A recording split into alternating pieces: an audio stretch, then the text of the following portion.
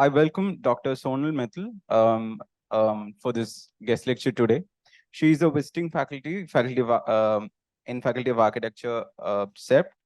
She is an architect and is involved in conservation of architectural heritage sites. The conservation firm People for Heritage Concern, which she owns, is interested in design sensibilities that encourage user experience as a strategy for effective presentation of heritage sites. Her artwork project, Matter in the Future Continuous, illustrates the possibilities of using decay, ruination, and other agents thereof as triggers for regenerating aging matter in historical sites in the case, thereby allowing for freedom of change, growth, and adaptability of the building itself. She's explored performance studies due to critical understanding of movement, of human movement and its utilization as a design tool.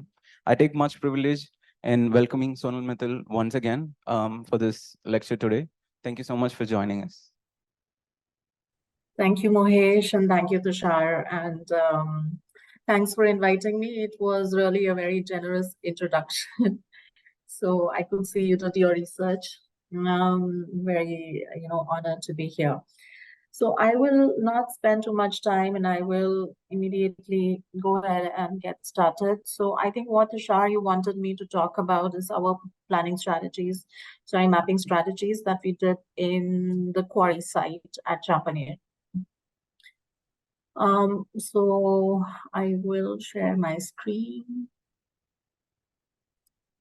Okay.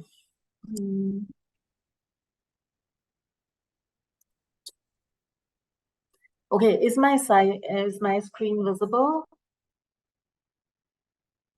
Yeah, okay, all right. So this is just like, where is it located? Where is the site? What I'm sharing with you is part of a studio that I conducted for many years. Like, I think I conducted it for three or four times, and it was building up on each other. It was not a repetition, but building up. And a large part of the studio was to understand the broken ecology of the place. The studio was premised on the fact that it's a fragile landscape, and how do we learn from that fragile landscape to give ecological solutions. Now, what it means to learn from a broken landscape, it comes from the understanding that if it's an abandoned site, or where the human intervention recedes, then other life forms take over. Like in ruins, you would see that plantations take over, animals come, insects come, birds come, a lot of wildlife, wild vegetation happens, and it may also attract bees and so on and so forth. So there is something that we can learn from these areas, like what is it in that landscape when human intervention becomes lesser, that these things thrive. And so if in this current landscape of climate change, what kind of solutions can architects give? That is the question that drives the studio.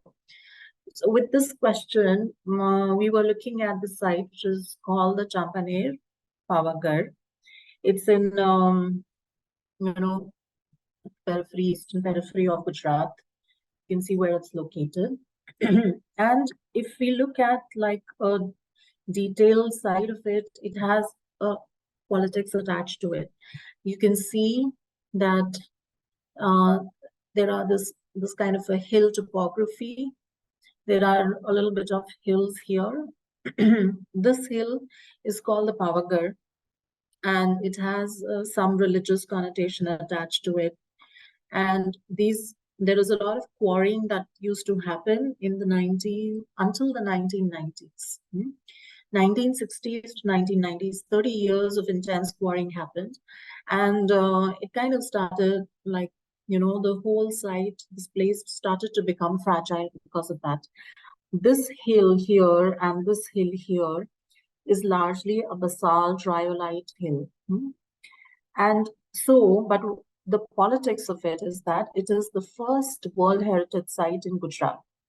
And it's the way it has been also enlisted on the World Heritage Map is that it's called an archaeological park.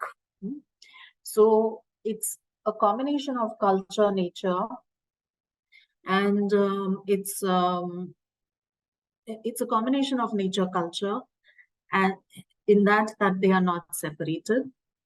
And there is, like, if you can see this thing here, there is a whole buried city underneath the forest. Buried city, it's a medieval city. If you go dig, you will find remnants of a historical site here. It was built, it was the Gujarat capital for a large period of time, but then it was demolished, and you don't want to get into that. So there is this culture, nature, history, then geology. It's also a site of historical and pre-Cambrian period geology sites. It's also a forest. So there are all these things that come together politically in this area. It's a very complex site. Plus, because they wanted to put it on the World Heritage Map, they decided to stop the quarrying activity, which happened in the 1990s. So within this larger quarries, there are like 1,000 quarries. We took like one site here. It was one quarry. So then we'll just move on and show you. So the first thing that started was, all right, if we have to understand the site, how, like, we have done multiple mappings of the same time, as I told you, in different studios, but I'll show you the last one, where it kind of all came together. So the first thing is you go and you understand, you just experience the site. And every time, even if it is like building up on previous work, you still have to get familiar because it will be the first time for you guys. So here we followed this method of mapping, which is derived from Anuradha Mathur's work. She has done, she's written a lot of books, but one of the key ones that influenced this work was Deccan Traverses, where she was looking at Bangalore and the Deccan Trap and all those areas. Very interesting work. We also did a drone survey for this thing. So we could get information about the contours and everything. You can see these are all developed from the drone survey. We could get an accuracy of up to 2 centimeters. And then the students, they trail the site. So you can see that they are walking like this, and then they're walking like that, and so on.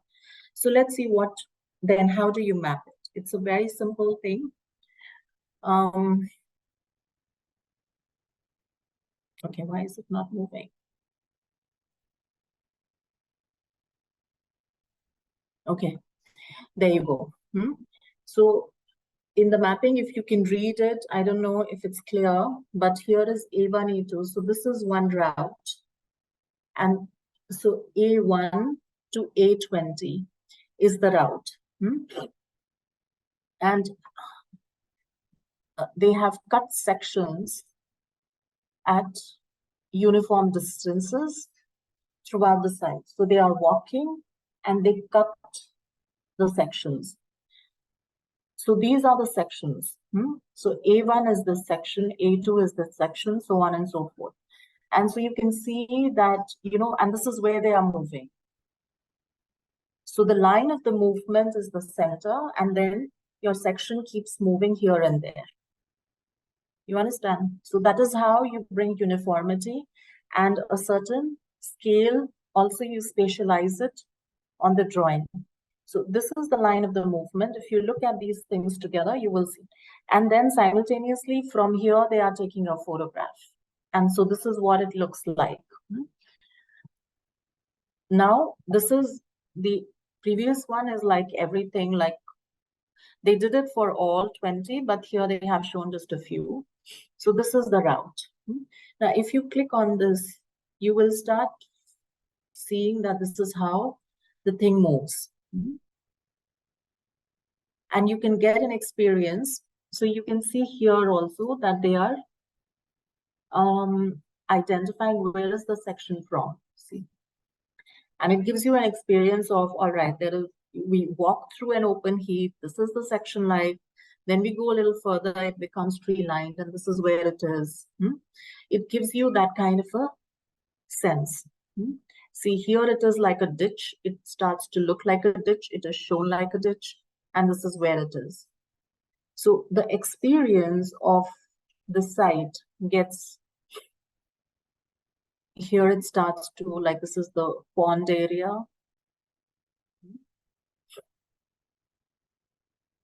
So you can see that we are traveling along. And it doesn't matter, your perspective may change in this. And we come to the hillside where the actual basalt is. That is where we are reaching. So this is the second trail, B2, which goes in this direction. And this is the third trail. And so on.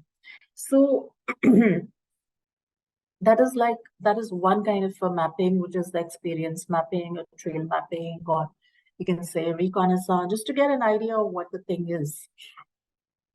So here we are also using images, and we are also using scale. We are converting all the images into like some kind of a scale, linearity and all that, and a uniformity, which this line gives us, the trail. So that is how it becomes a mapping. If you just put photographs one after the other and you say, this is here, this is here, this is here, it will not give you that experience. So there is, I think this kind of a uniformity and putting things together helps you do that. Now, we are also trying to understand the materiality. This is a thing about mapping materiality. And we know overall that there are three kinds of stones: rhyolite, basalt, and sandstone. Now, we looked at geological maps. We also had a geologist come in and speak to us and so on. And he also spoke about how to recognize rocks and what is going on and so on and so forth. So we had tentatively, very largely, three kinds of rock systems. Sandstone is in yellow, pinkish, howsoever you want to call it. Then basalt having this moisture and porosity is in this region where you can see the checkered texture in gray. And rhyolite is light gray or whitish almost. So rhyolite you see on the upper parts of the hill, lower parts and all is all basalt and some places.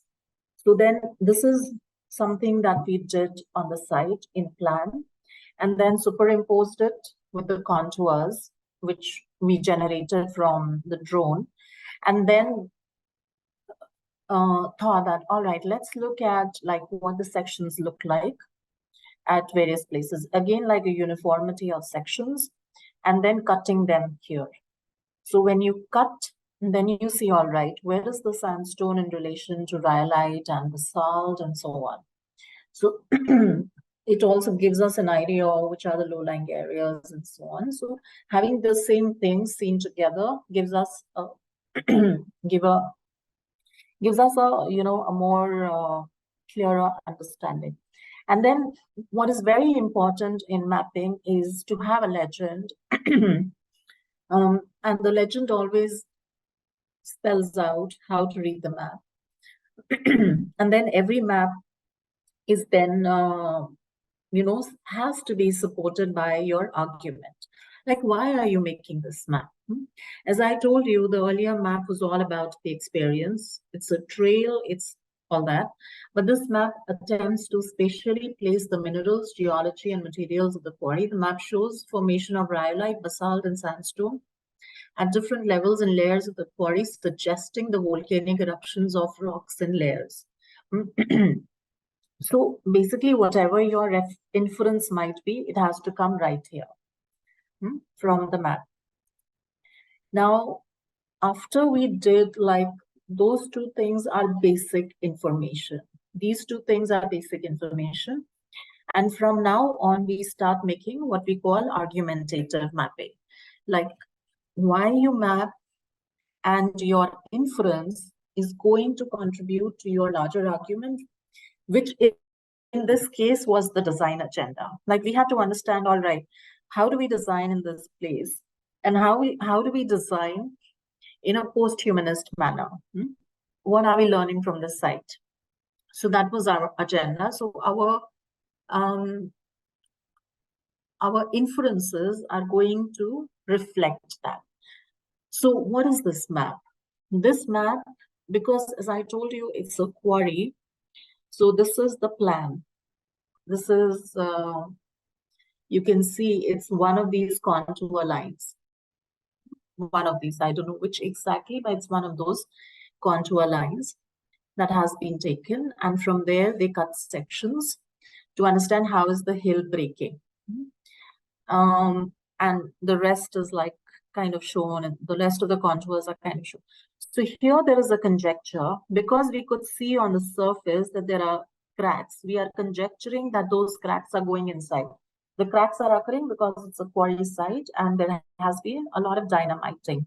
But because it's basalt, it's a very dense rock, the dynamiting is not going to take it very much inside. So these cracks are speculative. They are based on the research that students did. All right, if you dynamite a basalt, how deep the crack would be. So we did some scientific research, scientific papers, and we understood, all right, it might be in this direction and in this so deep.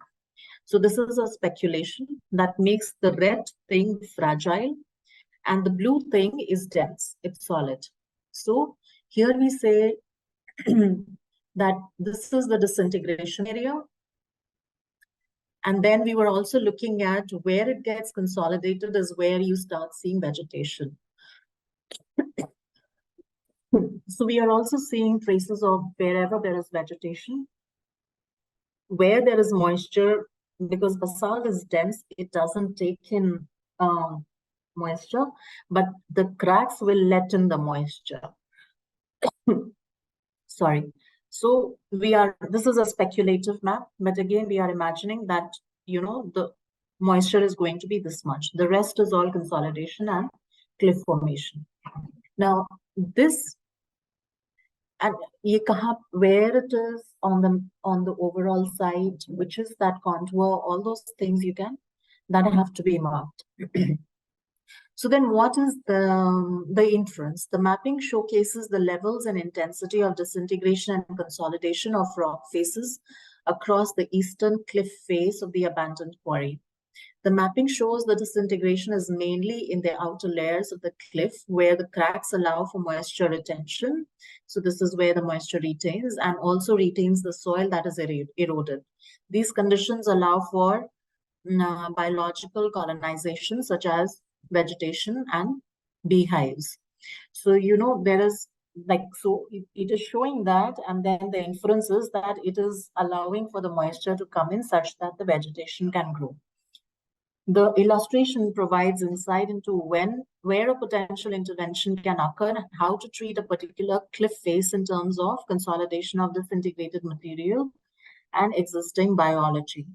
So the inference, which is not directly going to tell you this design like this, but it gives you an indication of how you can start thinking about designing, comes as part of your inference right here. This is very important. This part is the most important part for any mapping. Your inferences and your argument of the map. If it is not there, it's not worth it. So now you can start seeing that various things, like, all these sections, what the sections look like. Legend and then the mapping. The inference. Same thing. And then there are several sections that are made like this. Then this is the second cliff face. And the same things keep happening. So what the section looks like and, the inferences and so on. So you can start seeing the variety. Then this is like two rock faces where there is a water body in the center. So you can see how it looks like. And basically the argument was that wherever there are horizontal surfaces, there is a lot of consolidation that is happening. It's both disintegrating and consolidating at the same time. And mostly it is the horizontal places where the vegetation grows. So what is it here that allows for the vegetation to grow, and can we replicate that in our designs like facade architecture and so on? So that was the larger aim of the studio, but you can have your own aims, and your aims will determine what you map. Same things. Now here we are mapping disintegration, here we are mapping hybridity. So which means that we are identifying systems and locations where the rock and the vegetation and the cracks and the water and the soil, they are start to work together. And so these are the ways. So they identified all these things here. Then on the hill, they identify where is what happening. So it's like plant growth through cracks, moisture retention, growth of algae, moisture retention, so on, biological colonization, igneous layering of rhyolite and basalt. That's also a hybrid. So these are the various ways in which they were identifying that, all right, if there is this thing that is happening, which is disintegration, how is it becoming a hybrid? And same again, like another hybrid thing. And then it is eroded soil, greenery as a result of water source and loose soil together, quarried basalt water trough. It's more than one thing that becomes a hybrid. Larger foliage trees, ground cover, and so on. So quarried basalt water trough, quarried basalt water trough, eroded soil, and so on. So there is an imagery, but then you are extracting out things and saying, look at this, this is what it reveals. That is what is mapping. Then we had, all right, we now need to see the site. Basically, the agenda of our studio was to understand post-humanist conditions of post-humanist habitats. Or, you know, like if the humans recede, how do other species start to take over the site, and how do they build their habitat? And if we can learn from that, can we like integrate it in our designs? Yeah, so to think about new kinds of architecture. So we are like, the question that we had is like, where is the multi-species or other than human species habitat in this area? You need to have a question before you map. So our question was like, where is that habitat? So we said, well, our reconnaissance survey, when we were walking through the trails, we realized that the multi-species habitat is dependent on the source availability of water. So we did a hydrological mapping, and this is speculative zones encouraging multi-species habitat. We simulated the drone survey map to understand where are the surface runoff, where is the water from the hill going, and so on. Locations where subterranean water was observed to be coming out from the rock. So, you know, you saw those cracks that we saw in one of the sections. So we saw all those cracks are actually holding the water. It's location where subterranean water was observed to be coming out of the rocks. Paths followed by human beings. So if there are human beings, then those areas will have lesser multi-species. Existing extent of pond, it is here, this. Speculative extent of water retention is this extent, and multi-species habitat, hence, is this.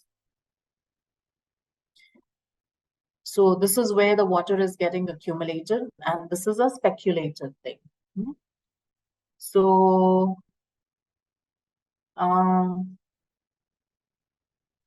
the transition. So what is the inference? The drawing demarcates the strongest positions for encouraging multi-species habitat in relation to speculative water retention zones. The transitional terrestrial and aquatic zones is speculated as the strongest position to encourage. So now this is with the speculation that, all right, if you want to, encourage multi-species habitat, which area in this would be the most potential? The low-lying pads superimposed on speculative water catchment zones highlight an opportunity to insert surface water transportation strategies like bioswales and so on. So, here is where the agenda starts to emerge. The mapping has to do that. It cannot just be left alone. We studied it and now things will, so you make it very specific to your overall aim. And so it was like more detailed information about how things are happening.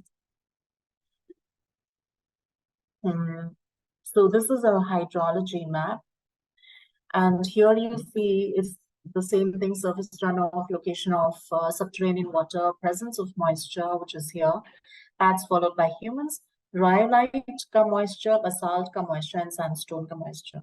So then it is like, where is actually the moisture? Is being retained in most routes, followed by water, or the basalt is not porous. The presence of rocks, cracks in the rock allows water to get accumulated in the crevices and fractures.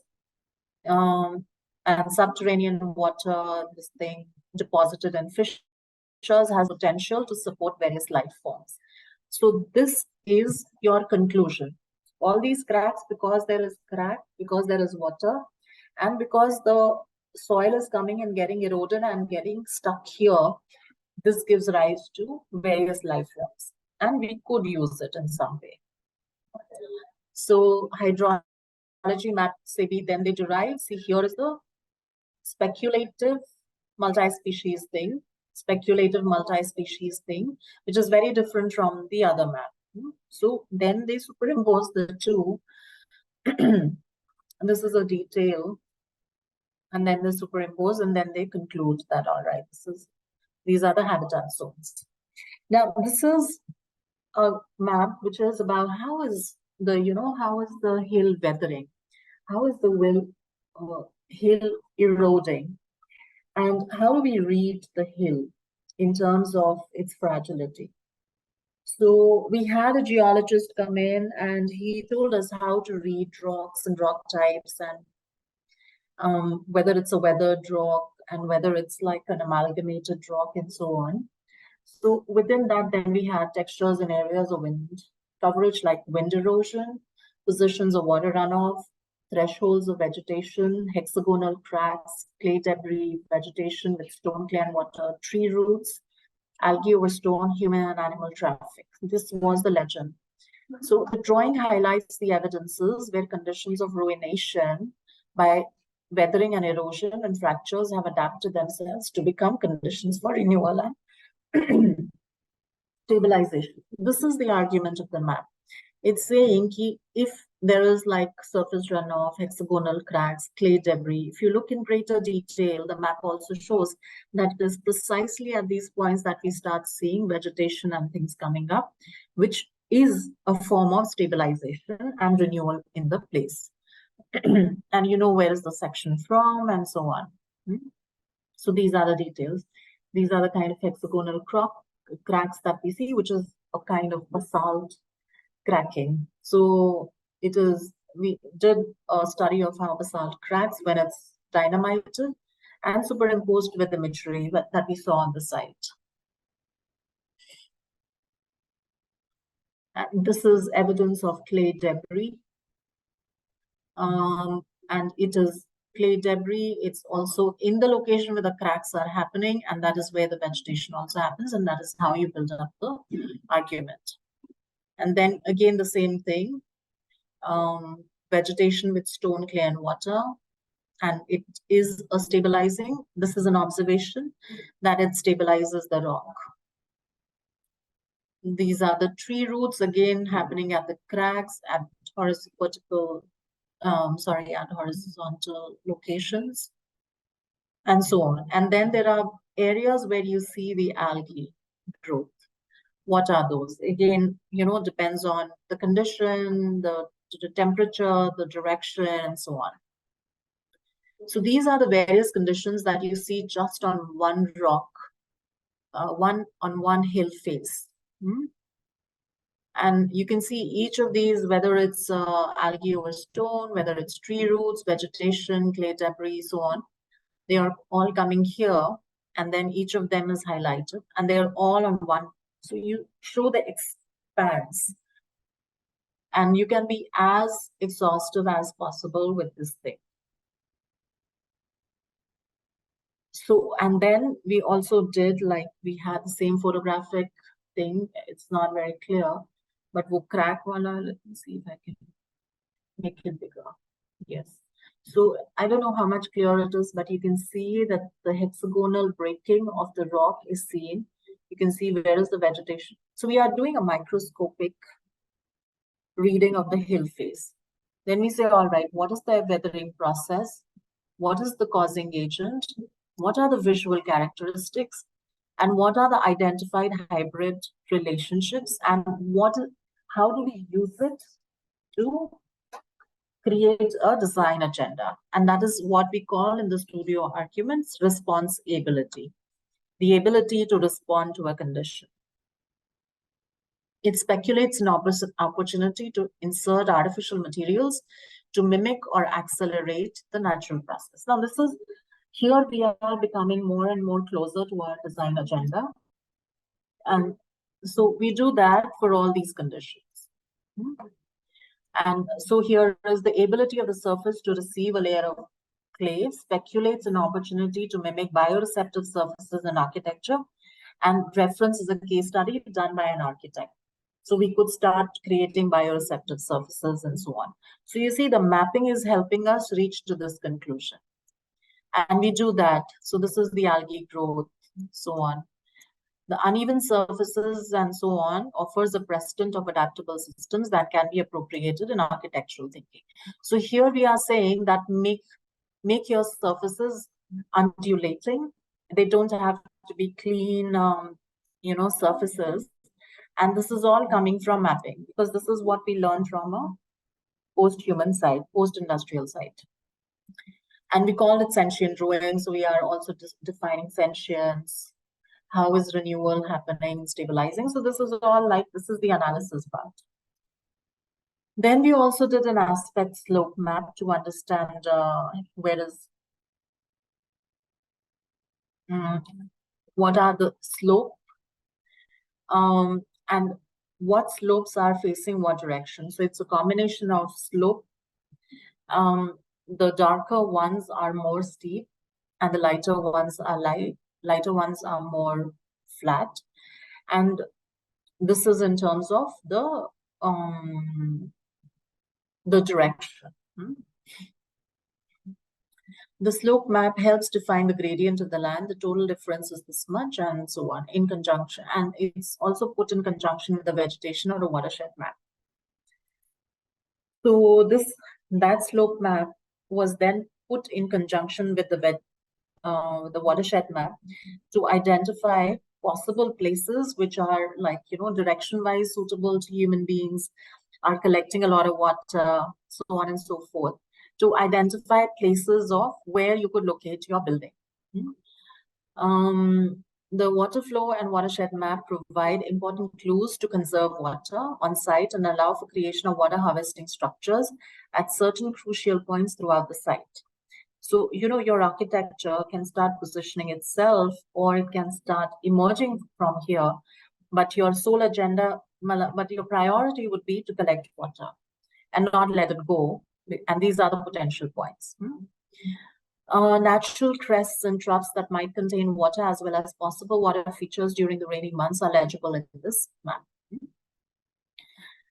So, and then there is a wind map that is done. It's speculated, and you can also see some amount of artistic this thing, where you can also see it looks like a wind map. So it's not just from fastest to slowest or where the wind is moving, but also it brings in that the brush strokes and all, you can bring that to the map as well to make it feel like it is, you can feel the wind. The wind in the region is and so erosion, where is the maximum erosion happening, and so on. So slowest and fastest basis.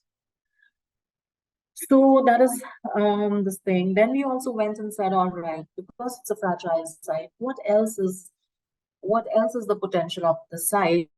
And there is, like, because it was dynamited. Sorry. What happened?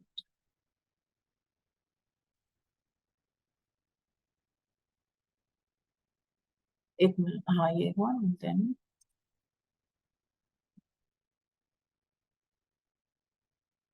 no, it something off. So we are saying that, all right, you understood, we mapped hybridity, we mapped disintegration, we mapped hybridity, disintegration, hydrology, erosions, and so on. But this place has been dynamited. It was a quarry site. So there is material that has been taken out from here. And when material is taken out, it becomes a cavity, or it becomes a vacancy.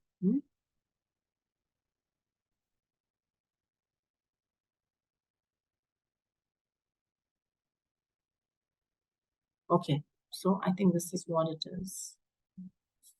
Okay, so now we are looking at various kinds of vacancies and spatial systems that are present in the hill.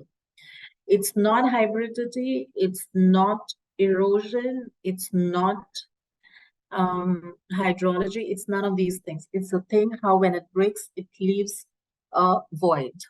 And so our argument was that when there is that void, there are emerging spatial systems that come out of those vacancies. So they want to map that. And so we do a map and we say, all right, which are the voids that are formed due to the drilling and blasting? And which are the voids that are formed due to the running water and human cattle movement?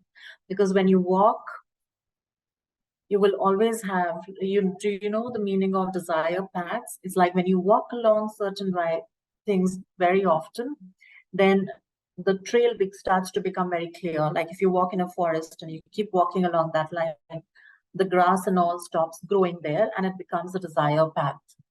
So this is where it's a void then, because of human and cattle movement. So these are the two kinds of vacancies that they identified in this thing.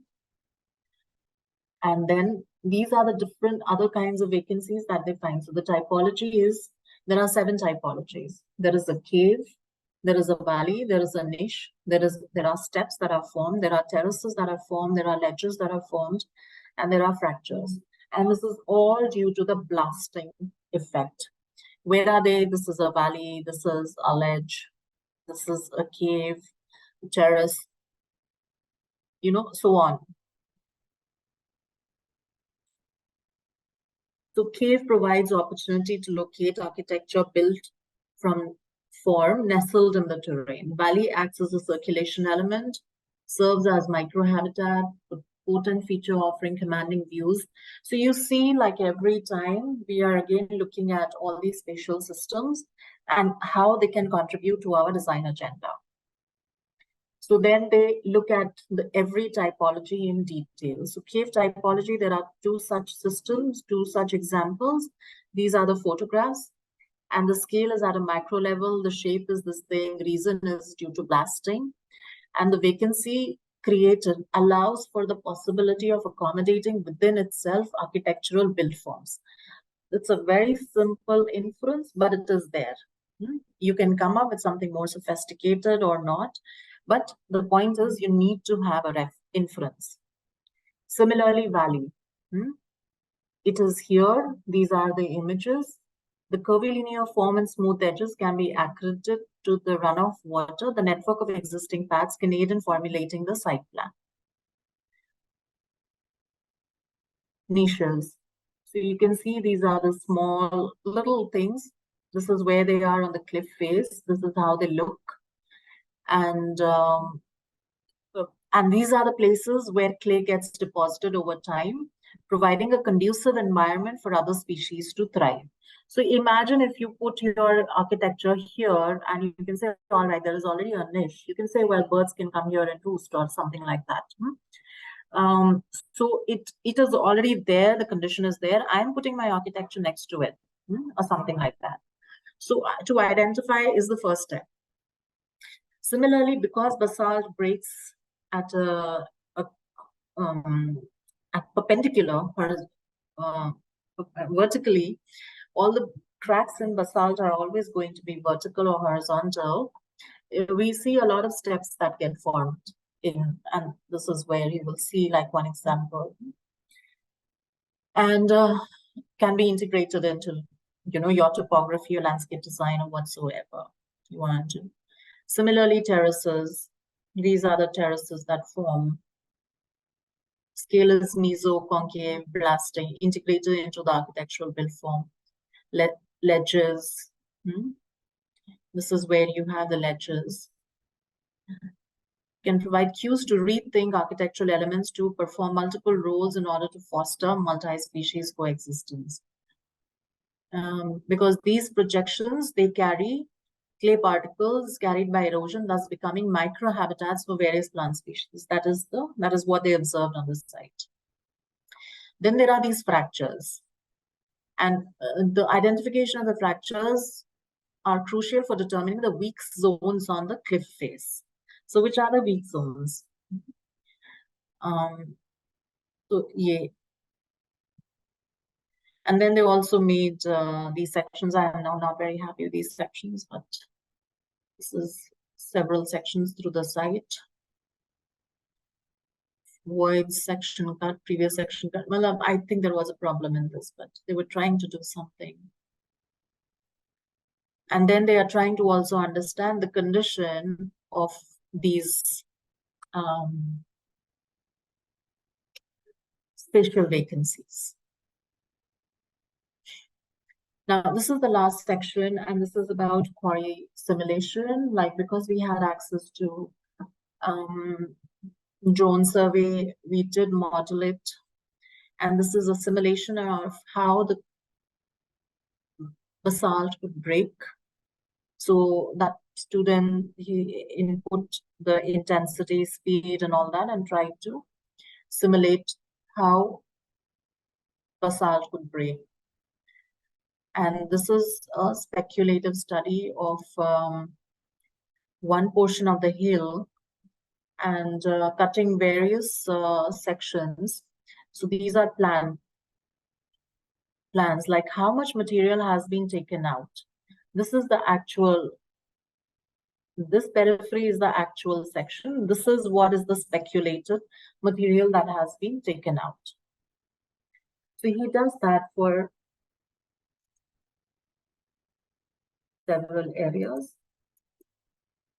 And this is what, looks like.